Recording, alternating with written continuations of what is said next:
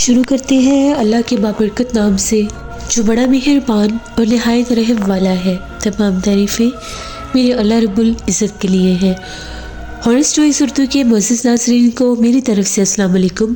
उम्मीद करती हूँ आप सब लोग खैरियत से होंगे, जहाँ होंगे खुश होंगे। आज आप लोगों के लिए वेरी इंटरेस्टिंग हॉरर स्टोरीज़ लाई हूँ जिन्हें आप लोग बहुत पसंद करेंगे।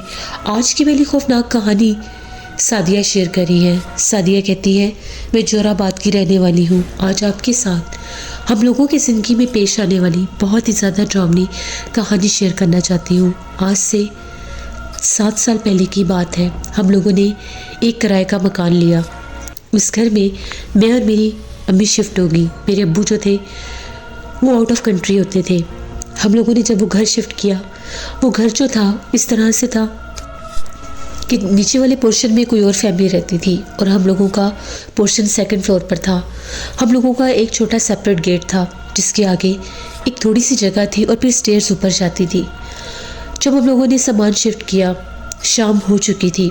अभी हम लोग सामान उतरवा कर कुछ सेट करवा रहे थे। जो लेबर हमारा सामान लेकर आई थी उन्हीं से हम लोगों ने कहा कि इनको कमरों में भी रख दें। वो लोग सारा सामान रख कर वहाँ से चले गए। मैं गेट बंद करके ऊपर आ गई। अम्मी और मैं खासी थकी हुई थी। सर्दियों का मौसम अभी गुजरा ही था और गर्मी का भी स्टार्ट ही था। हम लोग बाहर टेरेस पर बैठी थी। वहाँ पर कुछ कुर्सियाँ रखी थी। उन कुर्सियों पर हम बैठकर बातें करने लगी कि काफ़ी ज़्यादा सामान तो सेट हो गया है, बाकी हम आहिस्ता आहिस्ता कर लेंगी। तभी एकदम से मेरी अम्मी की नज़र पड़ी जो हम लोगों का एंट्रेंस डोर था। अम्मी ने देखा वहाँ पर एक औरत खड़ी है और वो औरत हम दोनों को देख रही है बहुत गौर से।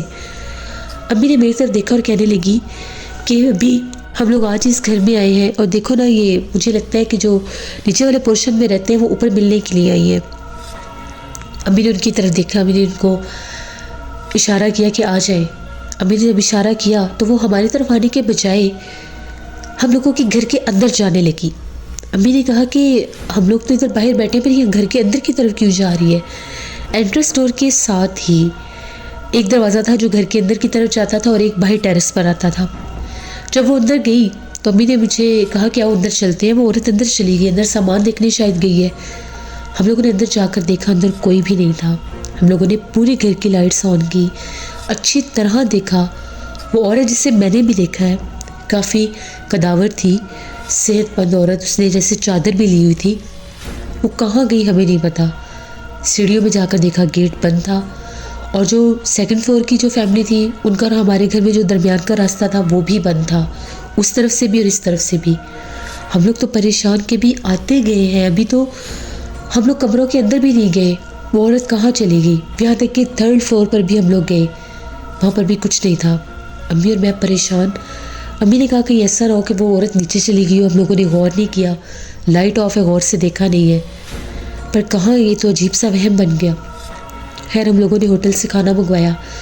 खाना खाकर हम लोग इतनी थकी हुई थी कि एक कमरे में जहाँ पर हम लोगों ने बेड रखवाए थे उन पर मुश्किल हम लोगों ने बिस्तर बिछाए और हम लोग सोने के लिए लेट गई। खिड़कियाँ खोली हुई थी जबकि दरवाजे हमने बंद कर रखे थे। हम लोग नहीं जानते थे कि आसपास के लोग कैसे हैं। टेरेस वाला दरवाज़ा भी बंद था और एंट्रेंस वाला दरवाज़ा भी और कमरे वाला भी। तभी एकदम से मेरी आँख खुली। पता नहीं रात का कौन सा टाइम था। मैंने जैसे ही करवट ली तो मेरी जो साइड थी वो खिड़की की तरफ हुई। अब हमारे पाँव की तरफ जो बेड का हिस्सा बनता है उसके सामने वो विंडो थी। जो ही मैंने साइड बदली और मेरी नज़र पड़ी, मुझे ऐसा लगा खिड़की के बाहर कोई खड़ा है। मैंने गौर करके देखा तो वही औरत खिड़की के बाहर खड़ी थी और अंदर झांक कर देख रही थी। उसकी इतनी बड़ी बड़ी आंखें थी कि बिल्कुल वही स्टाइल था देखने का जैसे वो एंट्रेंस डोर में खड़ी होकर हमें देख रही थी। एकदम से मेरे मुंह से निकला, बहुत ऊंची आवाज़ में मैंने अम्मी को जैसे बुलाया। अम्मी जाग गई। अम्मी ने कहा कि क्या हुआ है। मैं उठकर बैठ कर मैंने कहा कि अम्मी, वो औरत बाहर खड़ी है, वो खिड़की में से अंदर हमें देख रही है। अम्मी ने देखा, बाहर कोई भी नहीं था। अम्मी ने कहा कि तुम डर गई हो, तुमने कोई ख्वाब देखा होगा। मैंने कहा कि अम्मी नहीं, मेरी आँख खुली है, ये सामने इस खिड़की के कोने पर खड़ी थी वो, और झांक कर अंदर ही देख रही है। अब हम लोग बहुत डर गई। उसी वक्त ऐसा लगा कि टेरेस पर रखी हुई कुर्सी को कोई घसीट रहा है। हम लोग तो बहुत डर गए। अभी खिड़की के आगे तो पर्दे भी नहीं लगे थे। ऐसा लगा कि जैसे हमारी चीखें निकल रही है। हम लोगों ने तो मुंह पर हाथ ऐसे रखे कि हमारी सांस की आवाज़ भी बाहर ना जाए। हम लोगों ने आयतल कुर्सी पढ़ी, दुरूद पाक पढ़ा, लाइट भी ऑफ कर दी कि हमें वो दिखाई ना दे। बाहर भी अंधेरा था, कमरे में भी अंधेरा था। वो जैसे ही दोबारा से खिड़की पर आकर खड़ी हुई, उसकी आंखें चमक रही थी। हम लोग बहुत डर गए। हम लोगों ने ऊंची आवाज़ में आयतल कुर्सी पढ़ी तो वो वहाँ से चली गई। सुबह हुई तो सबसे पहले हम लोगों ने प्रॉपर्टी डीलर को फ़ोन किया, उसको हम लोगों ने बुलाया, वो आया, हमने उसे सारी बात बताई। तो हम बहुत ज़्यादा डरी हुई थी। हमने उससे कहा तो हम तो यहाँ पर एक रात भी नहीं रुक पा रही है। जब से हम लोग यहाँ पर आए हमें एक औरत दिखाई दे रही है। रात भर वो पुरसरार औरत, वो खौफनाक चेहरे वाली औरत यहाँ पर खिड़की पर खड़ी रही है कि तुमने हमें कौन सा मकान दे दिया है। उसने कहा कि मुझे तो ऐसा वैसा कुछ इस मकान के बारे में नहीं पता, किराए के लिए ये मकान खाली था, आप लोगों की फैमिली के लिए सूटेबल था तो मैंने बता दिया।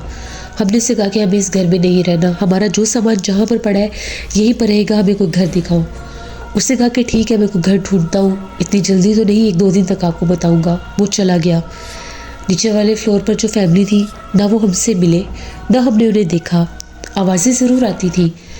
अब जैसे ही शाम ढलती थी, मगरिब होती थी, वो औरत हमें नज़र आने लग जाती थी। अगर हम लोग बाहर बैठे होते थे तो वो घर के अंदर खड़ी होकर हमें देखती थी, और अगर हम घर के अंदर होते थे तो हमें बाहर टेरेस से खड़ी होकर देखती थी। ना बोलती थी ना कुछ कहती थी, बस दिखाई देती थी। हम लोग बहुत डरती थी। अम्मी और मैं हर वक्त इकट्ठी रहती थी। यहाँ तक कि मेरी अम्मी ने उसको एक दफ़ा, जिस रूम में हम लोगों ने अपना कुछ सामान जोड़ा था वहीं पर हम लोगों का आयरन स्टैंड रखा हुआ था, अम्मी ने आयरन स्टैंड के ऊपर भी उसको बैठे देखा। अम्मी चुप करके वहाँ से गुजर गई। ना अम्मी ने उधर गौर किया और ना ही अम्मी ने कोई बात की। 1 हफ्ता गुजर गया। हम बहुत डरती थी, इकट्ठी बाहर जाती थी, इकट्ठी घर में रहती थी। जब भी मगरिब होती थी उसके बाद वो औरत हमें नज़र आ जाती थी। 1 हफ्ते के बाद डीलर की हमें कॉल है, उसने हमें एक घर बताया। हम लोगों ने कहा कि हम लोग वेली गए घर चेंज करने के लिए। हम लोगों ने 10वें दिन वो घर छोड़ दिया। जब हम लोग घर छोड़ रहे थे उस दिन हम लोगों ने पहली बार नीचे वाले फ्लोर की जो फैमिली थी उनकी एक बेटी को देखा। वो हम लोगों को गेट पर खड़ी होकर उसने सलाम दुआ की और ये कहा कि आप लोग तो अभी कुछ दिन पहले ही आए और आप लोग जा रहे हैं। हमने इससे बताया कि इस घर में जिन्नात का बसेरा, हमें तो बाकायदा एक औरत नज़र आती है। हम लोगों ने तो जैसे यहाँ पर दिन गुजारे हैं वो हम लोग जानते हैं। हर रोज़ वो औरत हमें दिखाई देती है। उसने कहा कि ये घर किराए पर नहीं चढ़ता, हम लोग भी किराएदार हैं। हम लोगों के हिस्से में इस हद तक बसेरा नहीं है। हम लोगों के हिस्से में अजीबो गरीब आवाज़ें आती हैं, सामान यहाँ से वहाँ होता है लेकिन दिखाई कोई नहीं देता। लेकिन जो ऊपर वाला पोर्शन है यहाँ पर बाकायदा कोई मखलूक रहती है और ये बात सच है। हमें सीढ़ियों से चढ़ने और उतरने की आवाज़ें भी आती हैं। यही नहीं, अक्सर हम लोगों के पिछले सहन में जो झांकने की जगह है नीचे देखने की, वहाँ से एक औरत 3 से 4 बार मेरे अब्बू ने भी देखी है और हम लोगों ने भी। हम तो पिछले सहन में जाते भी नहीं हैं, इसीलिए हम लोग इतने दिन आपसे ना मिले हैं, ना मिलने आए, ना ही हम लोगों की हिम्मत हुई है। अब हमें पता चला है कि सामान उतर रहा है, आवाज़ें आई है, तो मैं आपको देखने के लिए आई हूँ। अच्छा किया जो आप लोगों ने ये घर छोड़ दिया। बस उसने हम लोगों से इतनी बात की और वो अंदर चली गई। हम लोग बहुत डरी हुई थी। जिन लोगों से हम लोगों ने वो सामान रखवाया था वो लेबर थे, उनको ही दोबारा बुला लिया। दोबारा से उन लोगों ने हमारा सामान उठाया और हम लोग दूसरे घर में शिफ्ट हो गए। वो जो घर था जिस घर में हम लोगों ने वो 6-7 दिन या 10 दिन गुजारे, वो इतने भयानक दिन थे कि आज भी अगर वो याद आते हैं तो हमारे रोंगटे खड़े हो जाते हैं। वो घर बेहद आसिफ़ज़दा था। वो किराए का मकान बहुत खौफनाक था और वहाँ पर वो जिन्नी थी, चुड़ैल थी, बदरू थी, जो भी मखलूक थी वो सरेआम थी। अगर लोग कहते हैं कि जिन्नात अपना आप ज़ाहिर नहीं करते या सामने नहीं आते तो ये बिल्कुल झूठ है। कुछ जिन्नात की इकसाम ऐसी होती है जो सामने आती है, अपना आप दिखाती है। शायद अगर हम लोग वहाँ पर ज़्यादा अरसा रहते तो हमें कोई नुकसान भी देती, जान से मारने की भी कोशिश करती, क्योंकि अभी तो वो सिर्फ हम लोगों के सामने आकर खड़ी होती थी मुख्तलिफ जगह पर। ऐसा लगता था कि जैसे उस घर में वो रहती है और हम लोग वहाँ पर जैसे उसके घर में आए हैं, ऐसे वो हमें नज़र आती थी। बहुत डरावनी औरत थी। कभी कभार जब वो टेरेस के बाहर खड़ी होती थी तो उसका कद बहुत दराज लगता था, जब वो घर के अंदर खड़ी होती थी उसका कद बिल्कुल नॉर्मल हो जाता था। और उसकी वो जलती हुई आंखें आज भी याद आती है तो मेरा दिल बहुत ज़ोर से धड़कने लग जाता है। अभी भी जब मैं आपको स्टोरी शेयर कर रही हूँ, मेरी आंखों के आगे वो एक एक मंजर फिर से वैसे ही ताज़ा हो गया है और मुझे बहुत डर भी लग रहा है। ये मेरी एक कहानी थी जो मैंने आपके साथ शेयर की। बहुत शुक्रिया सादिया आपका। अल्लाह पाक हमें हमेशा जन्नत के ऐसे हमलों से महफूज रखे। ये दुआ आप लोग भी किया करें, आमीन सुम आमीन। जिससे ये थी आज की एक हॉरर स्टोरी। अपना फीडबैक मुझे ज़रूर दें, आप लोगों को कैसी लगी। आप लोग भी अपनी हॉरर स्टोरीज शेयर कर सकते हैं डिस्क्रिप्शन बॉक्स में दिए गए ईमेल ID doshinvi57@gmail.com पर। इसके अलावा आप लोग मुझे कमेंट बॉक्स में भी स्टोरी शेयर कर सकते हैं। इंशाल्लाह कल आप लोगों के साथ फिर मुलाकात होगी किसी नई खौफनाक कहानी में। Thank you for listening my stories. Stay blessed. Allah निगहबान।